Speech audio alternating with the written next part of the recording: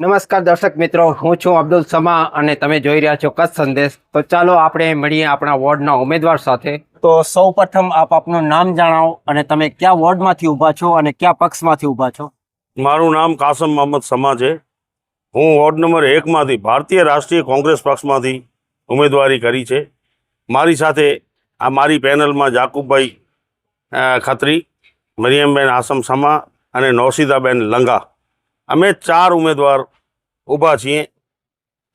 તમારા વોર્ડમાં સૌથી મોટામાં મોટી સમસ્યા શું છે?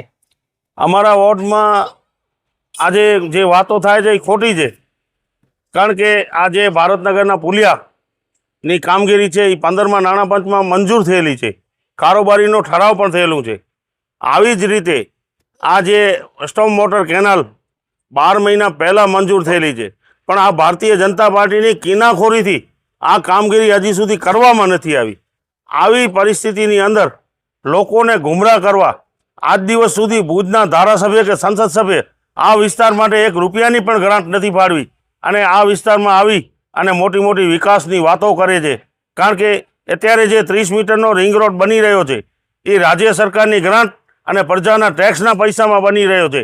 એની ખાલી માત્ર વાહવાહી કરવા આ ભારતીય જનતા પાર્ટીના લોકો આવી રહ્યા છે। જો તમે ચૂંટણી જીતી ગયા તો સૌથી પહેલું કામ તમે શું કરશો? અમે સૌથી પહેલો કામ આ અમારો સ્ટોમ મોટરનો જે અધૂરો છે એ પૂરો કરશીએ। આ જે મંજૂર થયેલા ભારતનગરના પુલિયાઓ છે એની પણ કામગીરી ઝડપી થાય એવા પ્રયત્નો કરશીએ। પણ અનેક જગ્યાએ ગટરની સમસ્યા છે અને ગટરના પાણી જે ભરાયેલા છે ને ઉભરાય છે, આ ગટરની સમસ્યા માટેની પણ અમારી પ્રાયોરિટીમાં પ્રથમ કામગીરી આ હશે। અંતમાં તમે મતદારોને શું સંદેશ આપશો?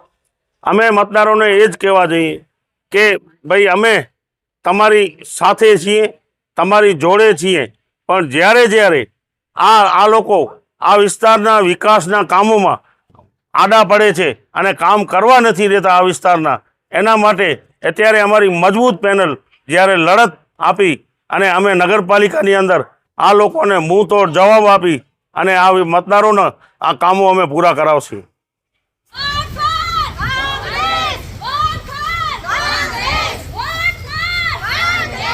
તો મિત્રો, આ હતા આપણા વોર્ડના ઉમેદવાર અને આવા જ વિડીયો જોવા માટે અમારા ચેનલને સબસ્ક્રાઈબ કરો।